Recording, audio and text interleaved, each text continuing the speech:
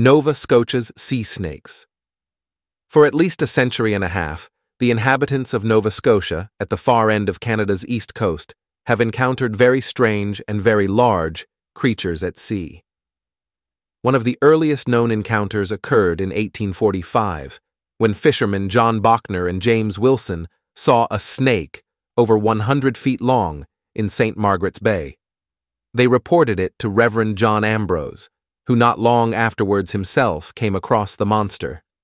In 1855, the residents of Green Harbor had their hair standing on end when they saw with terror, as one of them expressed himself, an impressive length of serpentine terror chasing local boats with obvious hostile intentions.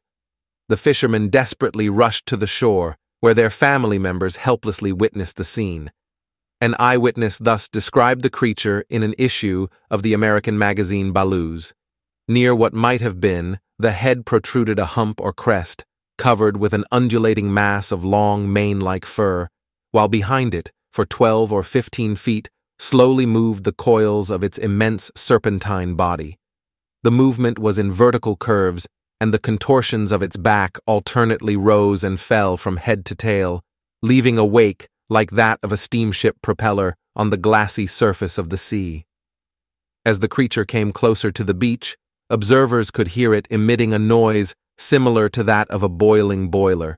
They could now see the glow of sharp teeth, protruding arches on malignant eyes, dark blue scales on its head and back, and dirty yellow on its belly. The head, as far as they could see, was about 2 meters long. The monster eventually gave up the chase, and the exhausted fishermen reached the shore unharmed. But it was seen again by 3 men in a boat the following day.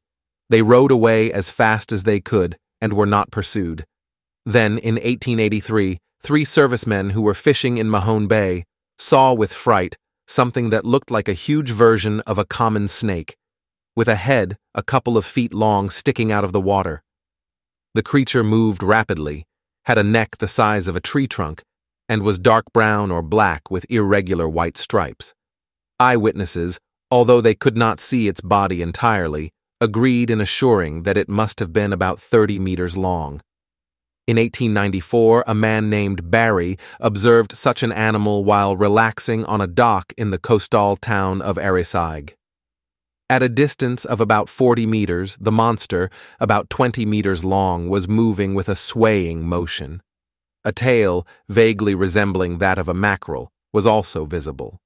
Again recently there have been reports of sightings of these giant lunkers, as the people of Nova Scotia call them. On July 5, 1976, Eisner Penny of Cape Sable Island saw something huge and told friends about it.